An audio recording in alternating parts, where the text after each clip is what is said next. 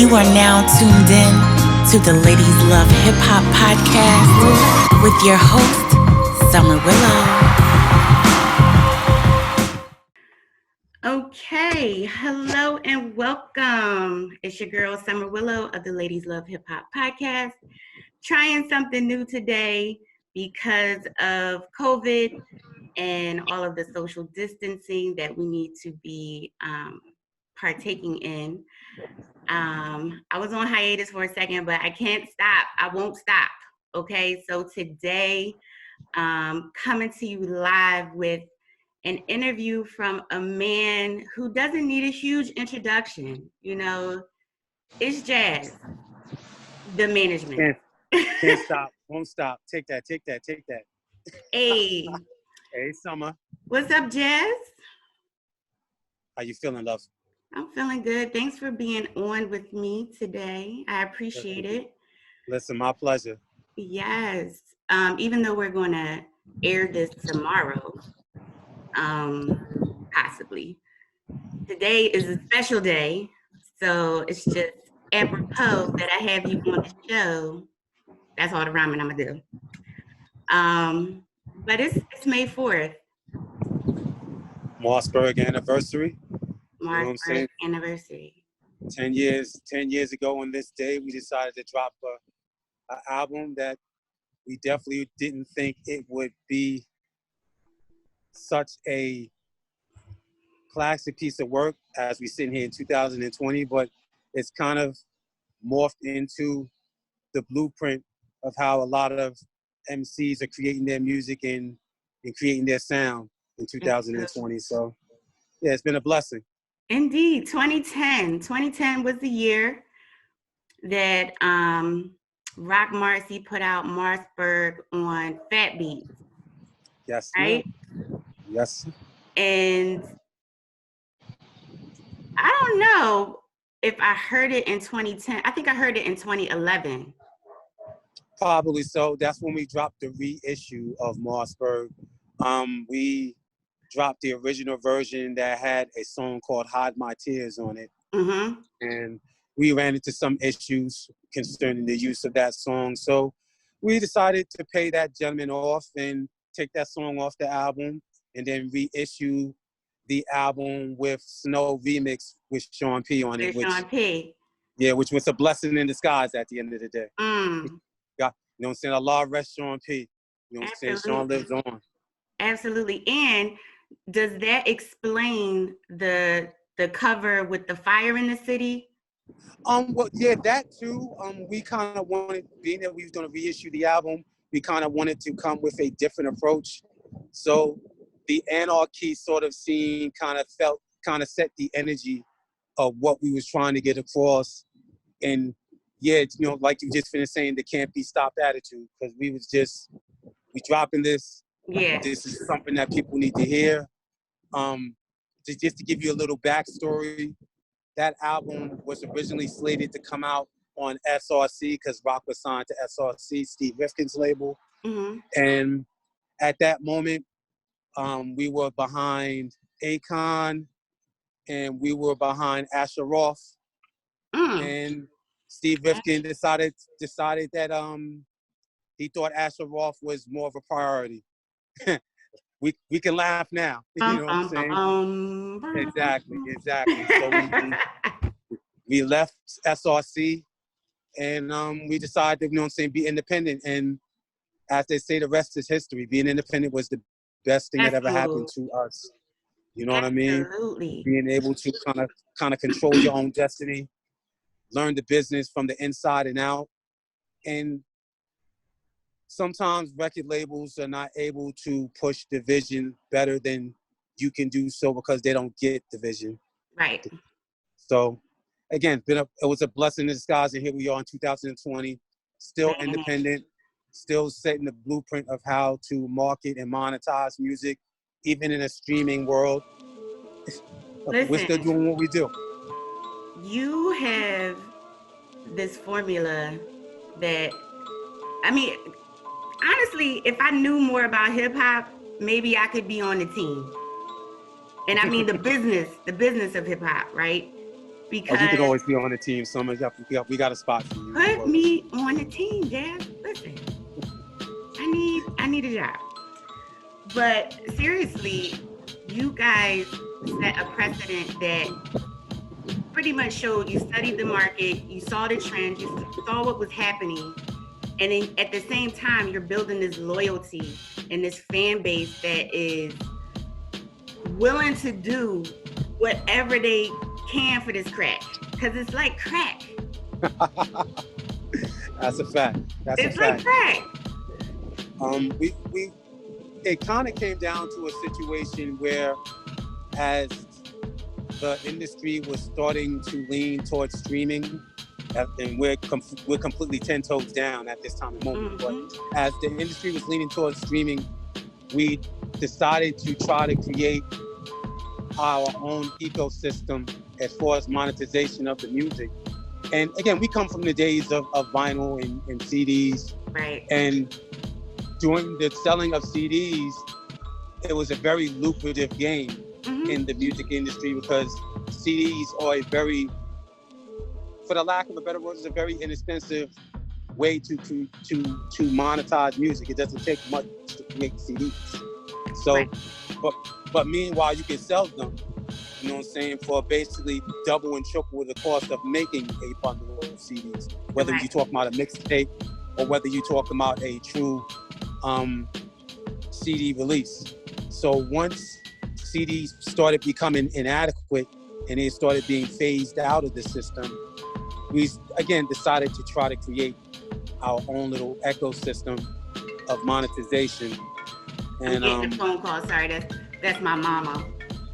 I'm going. Hi, mama. I'm gonna ignore my mama. Don't ignore mama. Hi, mama. I call it back. Go ahead.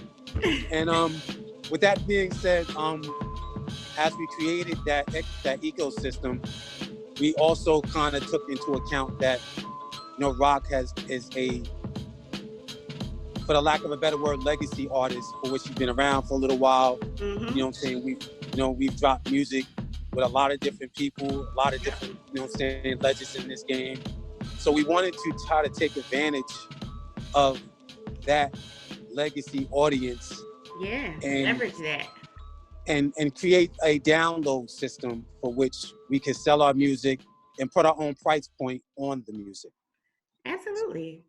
And it's just another notch in hip hop culture too, because we'll be talking about anticipating, you know, a record at the record store and anticipating a Rock Marcy album on the internet, you know, on his website. And absolutely, it's the same feeling, sort of, kind of, maybe not, but it's the same feeling. I think it's the same feeling, because ultimately we create the anticipation by connecting with our fans and letting them know what's coming at the end of the day. And it started with Rosebud's Revenge Part 1, where we put a $20 price tag on the download, and we created a subscriber-based e-commerce system, so to speak. And when the albums drop, or when we're about ready to drop the album, we contact all our subscribers. We let them know what's coming, what's going down, and we also let them know that within their $20 purchase, they will be able to get the album before it goes to streaming services. Absolutely. So you're ultimately getting something that no one else has, unless you decide to give it to someone else. Right. You know what I mean? So it was at the moment a risky sort of thing, but we always, and Rock, this is one of the things that Rock always says, he's always willing to bet on himself, and that's something we take to the bank every single time. Yeah, well, I mean, taking it back to Marcberg, I mean, like I said, I heard it after it came out, so I read some of the reviews that immediately followed the release. And, you know, people were just freaking out and geeking about it, and just like, this is the new it. But more so, this is the new blueprint to some next level stuff. And then it happened. Well, let's set the energy, you know what I'm saying? Because again, you know, we're from those days at the end of the day. So if you're thinking back to 2010, 2011, New York and all the East Coast was basically trying to act like they was from down south. Mm-hmm. Everybody, snap music was the thing, and for us, it just felt uncomfortable to create that type of music, or to create music that was in double time, like the way people rap in double time. It just felt like down south music, and we kind of wanted to create something that sounded like the heartbeat of New York. And every album that we create kind of sounds like the heartbeat of New York. Whether you're in New York or not, you can put on a rock Marciano album and still get that energy, get that feeling, close your eyes and kind of sink into it and feel like you're walking through the streets of NY. You know what I mean? So that was what we was trying to get across with making that type of music and creating that type of sound. Because again, back in 2010, there was nothing but snap music. Let me see, Kanye was getting into his groove as well, and Drake. You know what I mean? So it just we just wasn't making that type of music. That's just wasn't what we were doing. So we kind of wanted to give the people something that was signature East Coast music. Absolutely. Well, we appreciate it. Happy 10th birthday to Marcberg, to the movement that is Rock Marcy, and just everything that's spawned from it, right? So just to stay there, what are you going to do to celebrate? What we're doing right now is that we're dropping a remastered version of Marcberg, and that is on all DSPs, digital streaming platforms. You can jump on, take a listen. It's definitely sonically enhanced, you know what I'm saying? Because ultimately, the mastering that was being done in 2010 is a lot different than the mastering that's being done in 2020. So we kind of wanted to give the listener a steroids boost as far as sonically is concerned. You know what I mean? Thanks.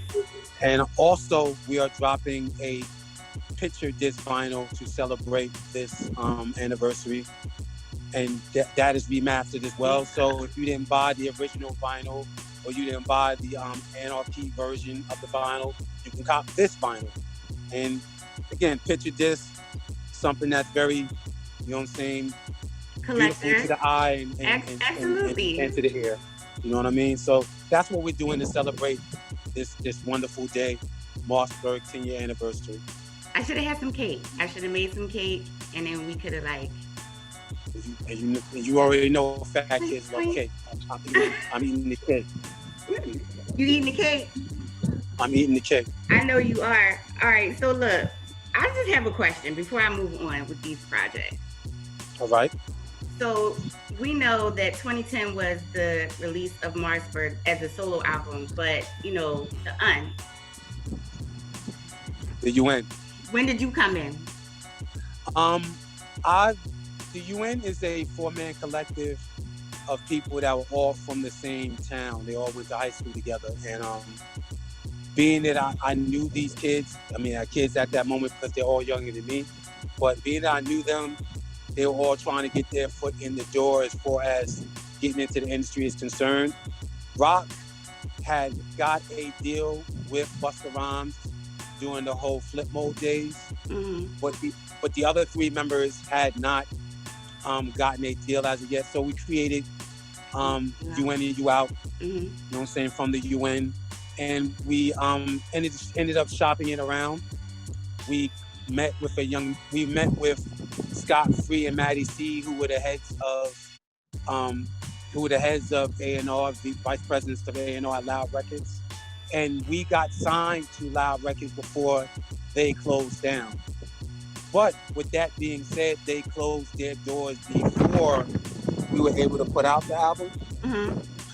So within that time, Loud Records, who was owned by Steve Rifkin, and, as I mentioned before, he ended up closing Loud and started SRC. But in between that time, his brother John Rifkin and Carson Daly, yes, that Carson Daly. He loves hip hop. Yeah, very much so. As weird as that sounds, he knows every Bob Marciano song by heart, each lyric, probably And the biggest Carson rock Daly piano fan that he is knows. connected to You In or You Out. Absolutely, absolutely. He signed us, him and John Rifkin, and they had a record label called 456 Entertainment, and we put out You In and You Out on Carson Daly and John Rifkin, Steve Rifkin's brothers' label, 456. Nice. And you know, it's always weird when I tell that story because people just don't believe that Carson Daly is even into hip hop. But if you really know Carson Daly's background, him, you'll know. Yeah, if you know his background, he created TRL for MTV. He has a very long history of being in the music industry. Mm-hmm. So yeah, it was you know, once we got this, you know, once we sat with him and worked out the situation, it was all a very comfortable set of circumstances. He's a big fan of the music, still a big fan of everything that rock does to this day. Mm-hmm. And it was again a blessing to do the deal with him and put out that project at the end of the day. All right, so when was that? What year was that, the You In or You Out project? You In or You Out came out in 2005, 2006. 5, 6. Okay. Yes. All right.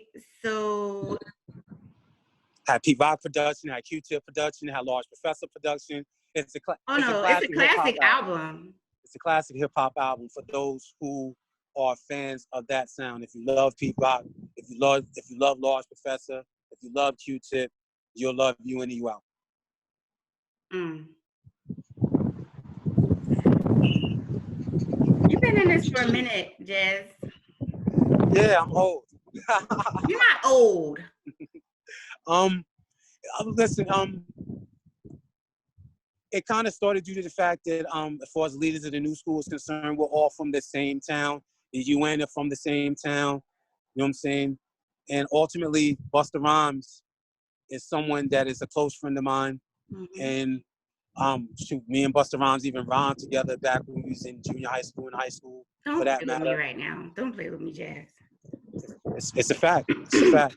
You know what I'm saying? So you was kicking rhymes? Absolutely. Absolutely. Okay. So ultimately, you know what I'm saying? I was kind of in the background of a lot of different things and even kicked a couple of dance steps here and there.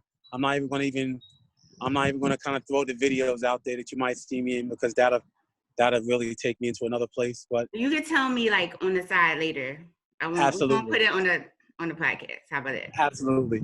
But with that being said, because of, you know what I'm saying, being around leaders of the new school and being around Busta the way I was, I used to run into people who were in part of the industry and things of that nature. So it was kind of easy connecting these younger cats from my hood into the industry itself.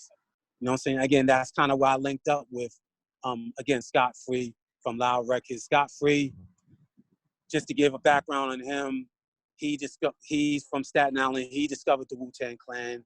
He brought Mobb Deep to Loud Records. You know what I'm saying? And Matty C is the one that discovered Big Pun, brought him to Loud Records. Also, the one that discovered Biggie Smalls.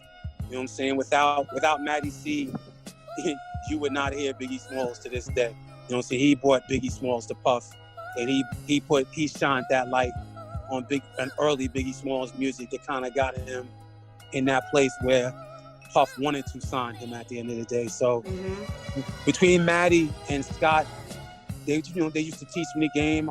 I'm bringing them all type artists from Long Island. I used to also do some you know what I'm saying, background management work with a group called IGT who was signed to Loud Records as well. That was from Long Island. And again, all of those things kind of led me to this place of me being a rap manager and a product manager and doing A&R work in a couple of different projects. Well, that's a strong foundation to develop through. I mean, the great music that comes from your part of town, on top of the different figures that were to sprout from that area. And then just everybody coming up together, learning the game together, getting put on together, you know, winning together, losing together, you know, and staying tight. it's reflected in the music. You can tell that in the music that there was a strong foundation of the business and the music. Well, that's to me is key. I mean, there's a lot of amazing MCs on the planet Earth. There's a lot of amazing producers on the planet Earth. Where things go wrong is that there are not a lot of people who will tell the truth about the music industry, the pitfalls of the music industry, how many people get robbed in the music industry because they finance your dream, but they're not going to tell you about the fine print. Right. You know what I mean?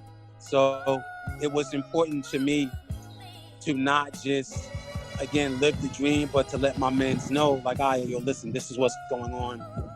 This is how they get you. This is what recruitment means. Mm-hmm. This is how you make your money. And you don't spend no money until you make your own money at the end of the day. Recruitment is a very valuable thing as far as the music industry is concerned. I don't care if you're talking about hip hop. I don't care if you're talking about jazz. I don't care if you're talking about rock music, soul music.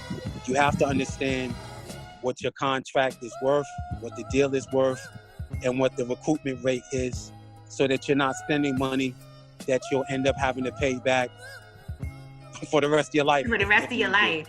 Yeah, basically. All right, so I think that I always wanted to see how Rock's production would sound under another artist. And well, we started, Rock started realizing that ultimately for him to take it to the next level, he had to do more producing for other people. Yeah. You know what I mean? And one of, shout out Westside Gun, because one of the first songs that really set Rock on the production end was on Fly Guard. You know what I'm saying? And Rock produced a song for Westside Gun called Hall off of the Fly Guard LP. And once people started hearing Rock on the boards, you know what I'm saying, things kind of took a major turn for Rock. And also, along with, you know what I'm saying, he was doing production on his own album. Marcberg was heavily produced by him. And all the albums after Marcberg were heavily produced by him. And what ends up happening is that sometimes you can't get the beats you want because ultimately producers are doing this project or doing that project. Right. So he just felt like he wanted to take more responsibility and more control over his artistry. So again, that's where Rock started being more diehard on his production and pushing his production out there. And then we started really moving towards really putting that out there. It did work, you know what I'm saying, again with Westside Gun. And then to bring it kind of closer to today, because all of his albums are heavily produced by him, whether you're talking about Marcberg, whether you're talking about Reloaded. And Reloaded was a very important piece as well, because once he linked up with Alchemist, him and Alchemist were trading a lot of secrets together, and Alchemist was showing Rock the kind of the ins and outs of the game, because Rock already knew sonically what he wanted, but you always need those people to kind of teach you little things here and there. So Pete taught him the little things here and there. Alchemist taught him the things here and there. Lost Professor taught him things here and there.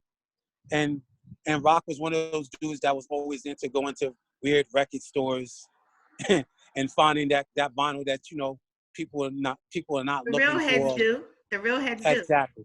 Exactly. And, you know, again, as we move further into Rock's discography, he kind of wanted to start developing artists. And that's kind of where Stove God Cooks kind of came into play. And we put out a project called Reasonable Drought by Stove God Cook. Listen. January, we're going to say it was? Yeah, it was in January. Absolutely. January, February. Yeah, absolutely. Jazz, that thing is so crazy. It is so crazy. I mean,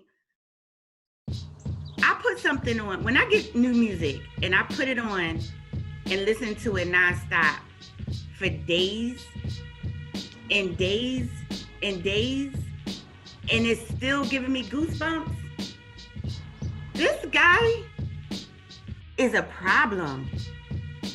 Well, we knew we kind of knew what we had with him. He is originally signed to Busta Rhymes' conglomerate label, but him and Rock forged a relationship, and we put him on Marciano. He's in his latter 20s. He's a young cat. You know what I'm saying? Okay.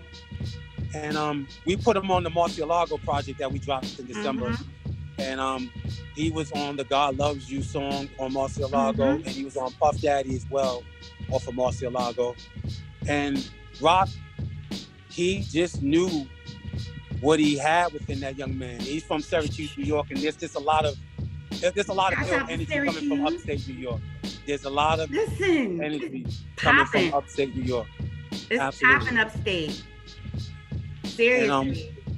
And once we put him on Marciano, it was everything was again, like history at that point. People loved him on the 2 songs that Rock featured him on, and we started putting together Reasonable Drought. And Rock decided, yo, listen, I'm gonna produce this whole project, and the collaboration was just ridiculous. Excuse me? I can't stop shaking my head just thinking about it. It's just that good. And you know what? I was nervous because I'm like, all right, I wanted to hear this. I wanted to hear a full, album of Rock's production. But whoever this person is, they gotta be right.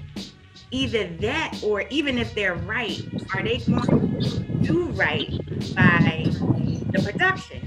So I had like a little angst when I was listening to it. And I'm like, he took it to another level. That's a fact. That's the fact. Well, the whole thing about that is, like I mentioned to you before, once we did Hall for West Side Gun, we also did a song called Rick Martel for West Side Gun, you know what I'm saying, on one of his latter projects. We kind of knew that we needed to get an artist of our own so that Rock could kind of feature him on a full project, like you said, a full album of Rock Marciano production. And Cooks, who we, just to give a little backstory on him, we got introduced to him starting with Lord Jamal. Lord Jamal was the one that kind of introduced Cooks to the world, brought Cooks to Busta Rhymes at the end of the day. And then, Lord Jamal is always someone that, talks to Rock very regularly. And he linked Rock and Cooks together. And again, like I said, when we created those 2 songs off of Marciano with Cooks on it, we knew what we had. So it's like, all right, we gotta create this plate. We gotta create this plate. So it was all dope. It ended up being an amazing project. And if you have not gotten your hands on Reasonable Drought, you need to do so right now. Like available yesterday. On all DSPs. That's a fact. It's good to work out too. You can get a good workout into it. Absolutely. The music is definitely a contrast to what Rock does as far as Rock's music. And that's kind of the greatness of how Rock handles his projects, because it's not as if he gave him a bunch of music that kind of fits the sound of how he makes his albums. He gave him was completely different than his music, but still animated, still. I'm losing you, Jazz. I don't know where you're going. Great. Reasonable Drought is so Cooks. Jazz, I'm losing you. Jazz. Oh, hey. Like I said, just getting a little bit of this vitamin D in the sun, pardon self. Would you be still, man? I can't keep up with you. I'm sorry. Well, look, as we close up, we got to talk about Pimpstrumentals. Again, another one of those projects that we kind of wanted to put Rock's production in the forefront. So we did a licensing deal with Cartoon Network and Adult Swim, and we put out Pimpstrumentals, and they put Rock's instrumentals on all of their cartoon content. On Adult Swim. And usually I used to always see it around Dragon Ball Z. So it kind of fit Dragon Ball Z. Again, for my anime people, you know what I'm saying? It kind of set the right move for Dragon Ball Z. Absolutely. You know what I mean? Look, but, Rock is living a dream. The team is living a dream right now. I feel like you all are in this wave that's just it's not crashing. Like, this wave is huge. And I'm just seeing so much, and there's so much I'm not seeing that I'm excited about. Well, again, from your mouth to Allah's ears at the end of the day, you know what I mean? But again, if you want to get into rock Marciano, you can take it back to Marcberg, or you can get into Reloaded, or you can get into Marcy Boku, which was another production album. Hell yeah. Or you can touch base on Rosebud's Revenge Part 1 and Part 2. Oh, Part 2. Marciano. Marciano, Behold the Dark Horse, or Chaos, which is the album that he did with DJ Muggs. You know what I'm saying? Listened to that last night. The discography is godly. Yeah. Much love to all of you. Please stay safe. I absolutely appreciate you. Can you tell everybody where to find you and the crew? Absolutely. You know what I'm saying? For all of our music, you can go to rockmarcy.com. For his Rock Marcy social networks, he's at Rock Marcy on all his socials, on Twitter and on IG. And as for myself, I'm at Jazz, J-A-Z-U-N Gang on IG, and Jazz UN Gang on all socials for that matter, Twitter and Facebook for that matter. So listen, get up on game. Keep Rock Marciano out. And we appreciate you, Miss Summer. You know what I'm saying? I'm a big fan of the show, and we're always going to support. I appreciate that. It's just a lot of love in here right now. I'm just thankful to have you. I want you to be safe. I'm really concerned about all my people. You're my people. So just keep it safe. I definitely will. You make sure you call Mama back. Tell Mama I said hello. I shall. And we're gonna always rep you. And what's good, Mook? Where you at? Yeah, Mook stood me up. She stood me up tonight. I'm putting you on blast. All good. But thank you everyone for, tuning in to Ladies Love Hip Hop on this different platform. We're going to keep it moving. I'm not going to stop. It's not over. And I just like to thank Jazz for being my first Zoom interview. And there's more to come. Keep your eyes open. Ladies Love Hip Hop on IG, on Twitter, and you can catch us on YouTube. Ladies Love, LADIESLUV, and Hip Hop. So I'll see you soon. I love you. Keep it hip hop, Jazz. As always, the love in return. Peace, Summer. Peace.